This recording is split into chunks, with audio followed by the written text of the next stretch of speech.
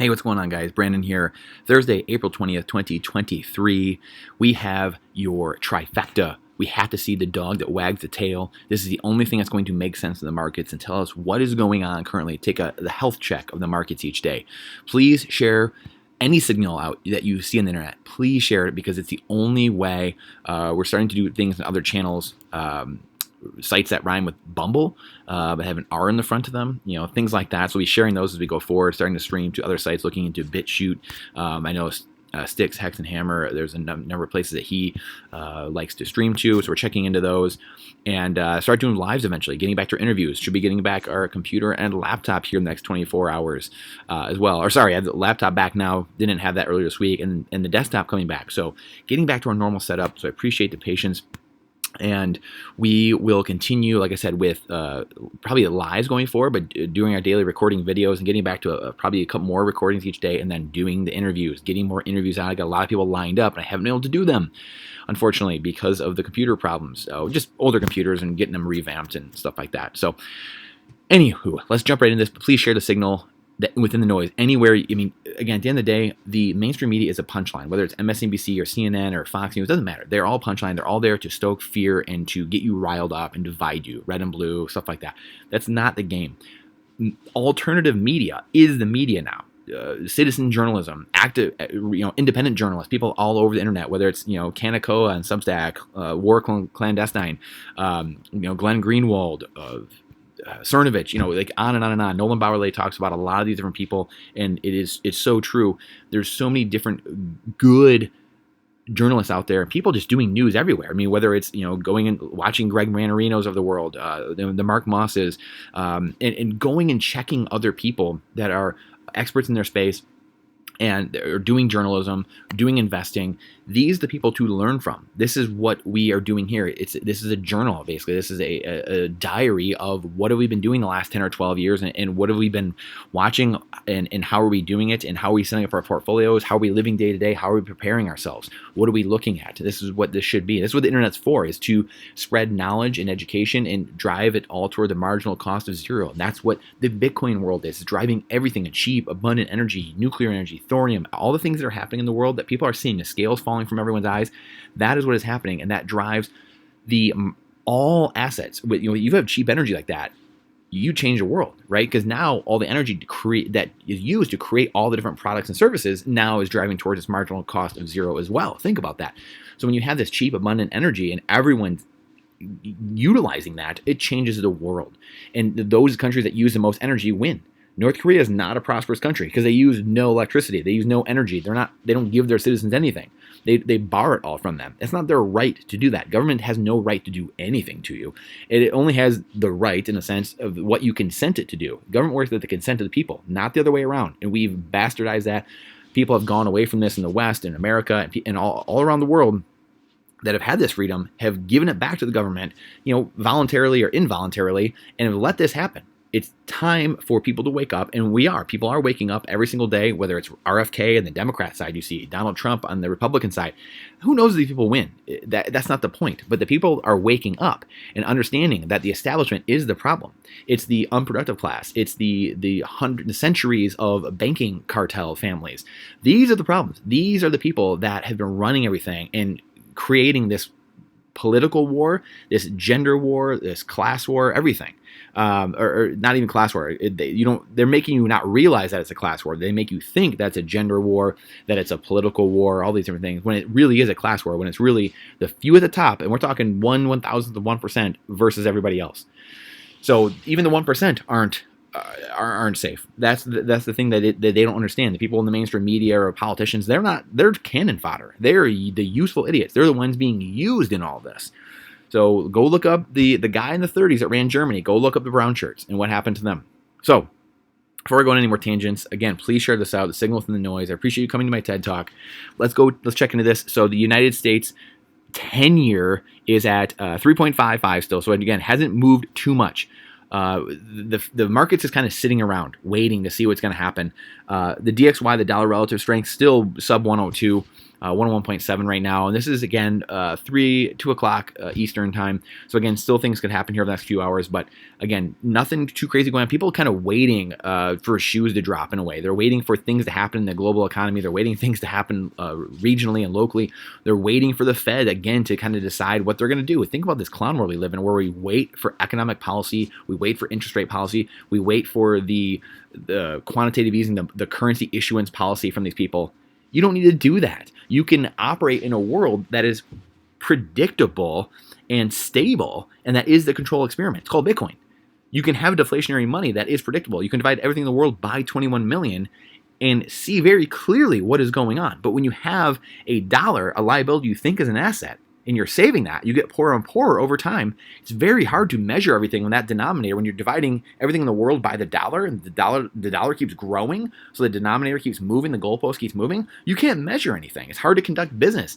And every family is a business. Every person is a business. Every person has a balance sheet, and every company and every nation has a balance sheet and financial statements. And most of them are underwater because they don't understand they're saving currency, fiat currencies that are a liability they've been told is an asset. So that's why the DXY and the 10-year Treasury are probably the two most important things to truly look at to see what is going on, because the credit markets are the biggest markets in the world. The strength of the dollar, they go hand in hand, and seeing what's actually happening in the world, because the equity markets, paper markets, stocks, those are all derivatives of the credit market. So you have to understand that in order to see what is going on in the world. Follow the money. Following the science is the stupidest thing you can say. Following the money is going to get you so much closer to the truth. It's going to blow your mind. And the third part of the trifecta is oil. And again, it's dropped a couple percent today again. So we're at $77 a barrel. Again, people kind of getting a little bit curious as to like what's going to happen here. The Fed keeps saying they're going to raise rates. So is the economy going to be slowing?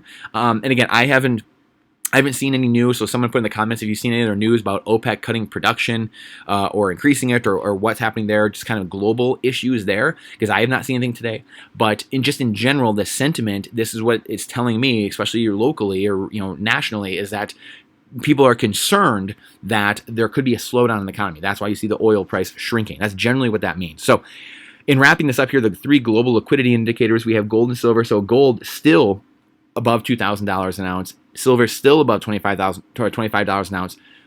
Silver is half of its all-time high. Gold is nearing its all-time highs. So again, the global liquidity indicator is telling us, same thing with Bitcoin. Bitcoin at 28,500 had a little bit of a dip of a couple percent in the last couple days. And overall, it's up 100% since November. So, just under 100% because of this dip the last couple days, but it was up 100%, over 100% since November. So, understand that. This is money. This is not some, people say, oh, it's a bubble, it's going to crash, or, oh, hey, we're way up, like this is amazing, and dunking on people. Both people are wrong at the end of the day. Bitcoin is money. One Bitcoin equals one Bitcoin. It's purchasing power. Price is nothing. Value is everything. So purchasing power is everything. Price means nothing. Current, like we just mentioned, fiat currencies are worth zero. So you can't, the moving goalpost in the denominator, you can't divide anything by the dollar because it's constantly moving. So how are you going to do that? So that's why price is nothing. You can't value anything in fiat dollars because it means nothing, or fiat currency because it means nothing.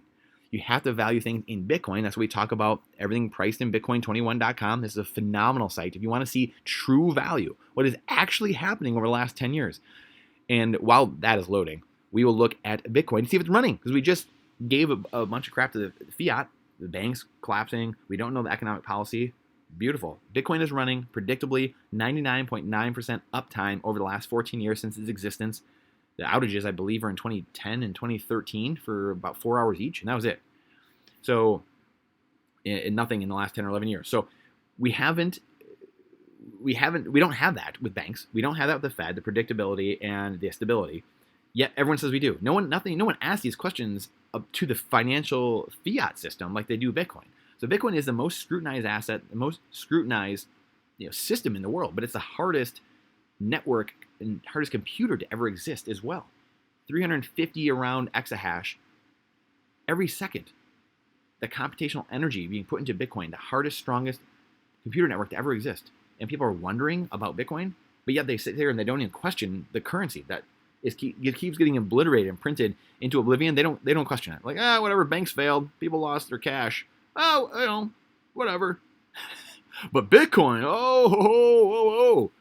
Think of this clown world. So again, it's not Bitcoin's price that's changing or value that's changing. Bitcoin's value is very clear. anyone with a Wi-Fi, anything with internet access or not, you can do it with ham radio, mesh networks. It has been proven on satellites. It banks the unbanked. We know that. It gives people a way to stash their wealth, their time and energy in a finite container, not be stolen, not be printed away by governments. Nothing else can do that besides Bitcoin, like Bitcoin can. Move at the speed of light. It moves over time and space. Bitcoin's the only thing that can do that. If gold and silver worked, which I used to be a gold and silver guy, if gold and silver worked, then we'd still be on gold and silver standards. And unfortunately, that's not the case because they've proven not to work over and over again.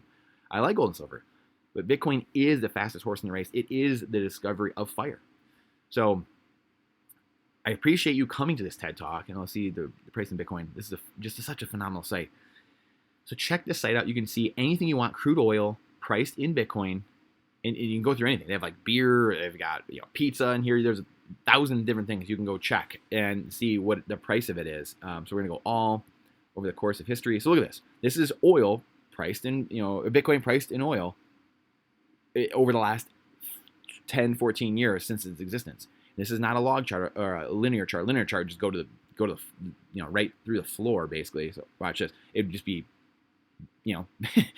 infinite. You'd be buying infinite barrels of oil. But we want to see the trends. We have a log chart here, so we can see the trend over the last 14 years is just down.